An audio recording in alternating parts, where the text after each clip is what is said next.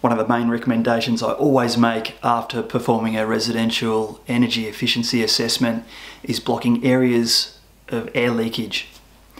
The chimney behind me is the cause of a 1200 square centimetre area of air leakage in the living room of this house in Beaumaris, Victoria. I'll be showing you a quick and easy way to prevent temperature loss through this common feature seen in older homes. Firstly, you can either use a measuring tape or a laser measure tool. Measure the internal dimensions of the chimney for where the foam will sit and add 3% to the dimensions to allow for a friction fit method of installing the chimney draft stopper. We'll be using a 100mm thick polyurethane foam with ignition resistant properties for this install, and as always, measure twice, cut once. Starting at one end, feed the foam into one end while compressing the foam. Slowly install the remaining end of the foam and always wear PPE to avoid soot and debris.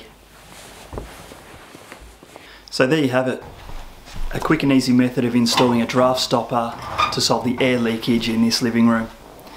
Easy to remove and very cost effective at around $12 in materials.